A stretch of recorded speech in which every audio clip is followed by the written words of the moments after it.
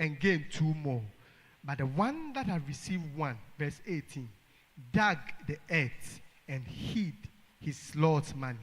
They said, after a long time, the Lord of the servants came and reckoned with them.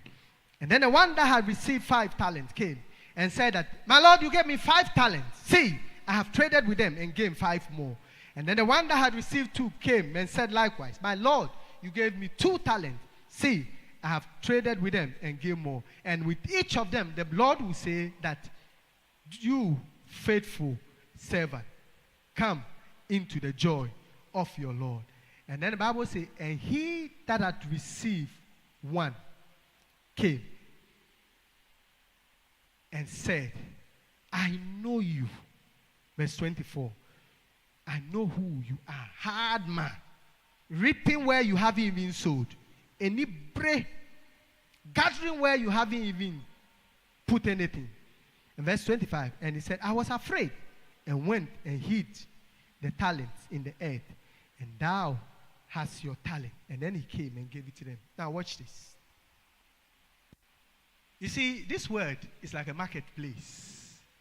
Those who know how to trade are the ones who always make impacts.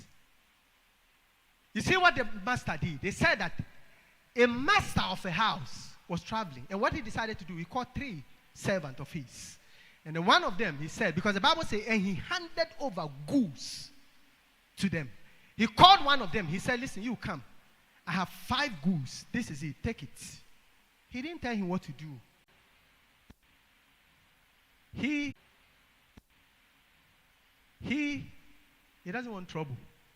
So what he decided to do is that he dug the ground and then hid it.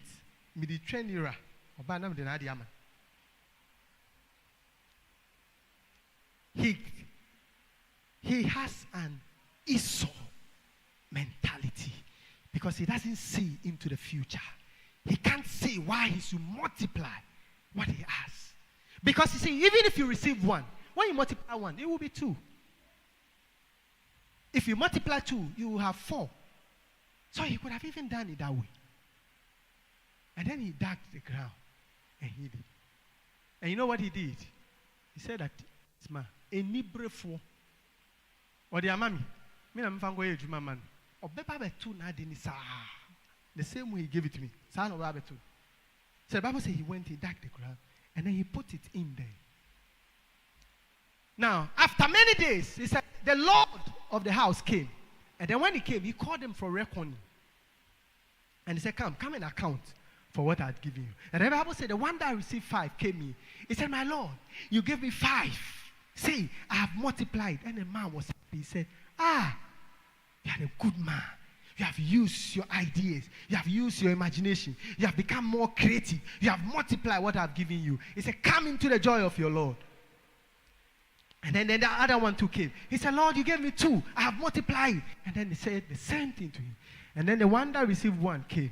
And then when he came, you know, those that are antibiotics, those that don't make impact, those that don't affect people, they're the ones who make the most noise. They will never change things, but they're the ones that will talk a lot. He has every reason to accuse the master that, look at you. You sow where you don't even, you reap where you haven't even sown. And you want me to invest your thing for you. This is your thing, take it. And then the man looked at him, he said, you see you are the most wicked and useless servant I've ever seen. Because I gave you goods, something valuable, and I want you to use. And then you look at me and said that this is it, you have given it back to me.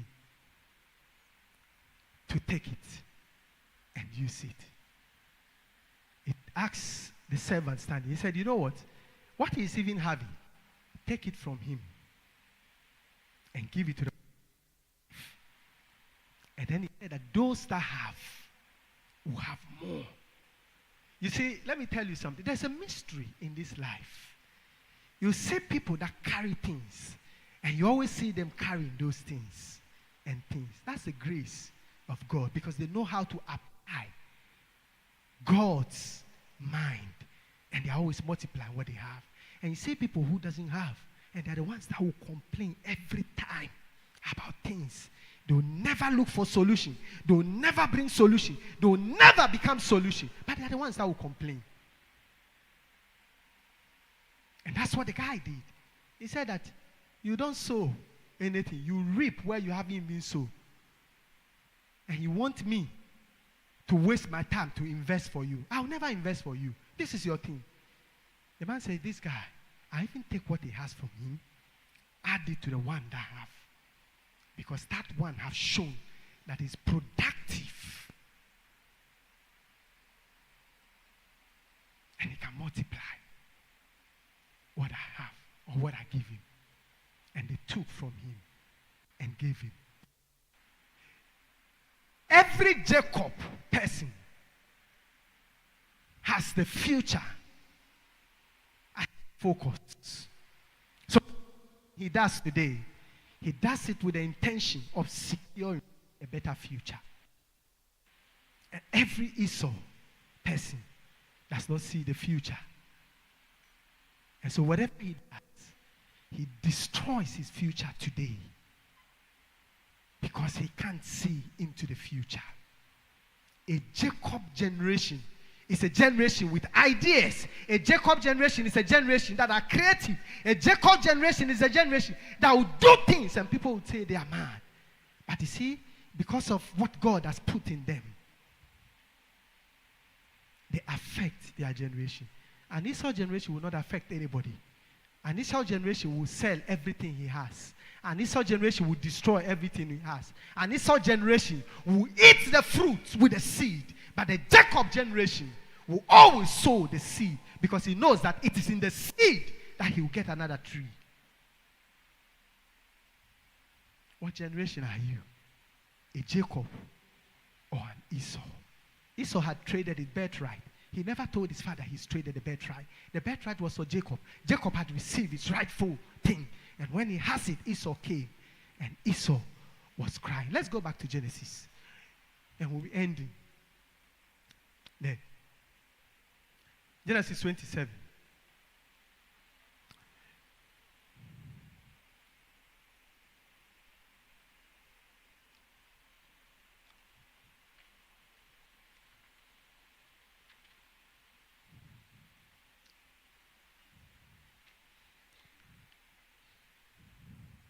Genesis 27, from 28.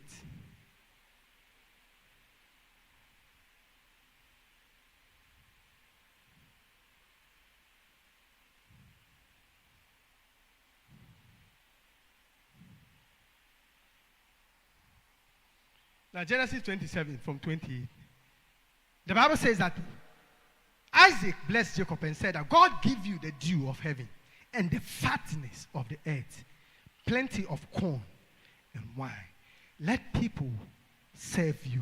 Do you see why nations that are the Jacob nations, other nations are always serving them? They always come borrow money and they are always at their beck. He said that nations bow to thee. Be Lord over your brother, and let thy mother's son bow to thee. Cursed be everyone that cursed thee, and blessed be everyone that blessed thee. And the Bible says it came to pass after he had done that thing, Esau came with his own. Now, verse 32. This is what Isaac says. Isaac said unto him, who art thou? And he said, I am Esau, thy firstborn. And Isaac trembled that who has taken the blessing from me? 34. And he said, and when Esau heard the words of his father, he cried with a great and exceeding cry, and said unto his father, bless me, even me, O my father. And he said, thy brother came with subtlety and has taken away thy blessing. 36. And he said, is not he rightly named Jacob? For he has supplanted me 2 times. He took away my birthright, and behold, now he has taken away my blessing. It's the same thing. Because the birthright is the same blessing that Jacob had taken. Jacob has taken his blessing. The blessing is the birthright. But you see Esau, he's confused and he's still mixing it. But Jacob took the blessing. And he said, hast thou not reserved a blessing for me? And Isaac answered and said unto him, behold, I have made him Lord. And I have made him thy Lord. And all his brethren I have given him for servant. And with corn and wine have I sustained him, that what shall I do now unto thee, my son?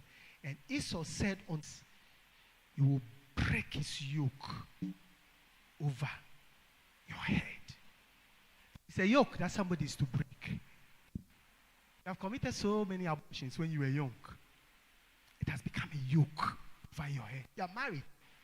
No babies coming. And then you are blaming all the old women that God has given them life in your family. Because you think that they are the witches that are causing you. But when you're enjoying, committing all the abortion, you never thought that you are selling your future. You are giving your babies out. And now, you are blaming it on people. There is a yoke over your head that you have to break. When you don't break those yoke, that thing will come back and haunt you. You don't say why. You have lived your life. Nothing is breaking through for you. For you, everybody in your family is not marrying early, so it has become a norm for you. There is a yoke over your head. If you're a Christian, there's a time that you marry. You are not doing anything with hands. And the Bible says that he who doesn't do anything with the hand should not even eat. You are not finding anything meaningful to do.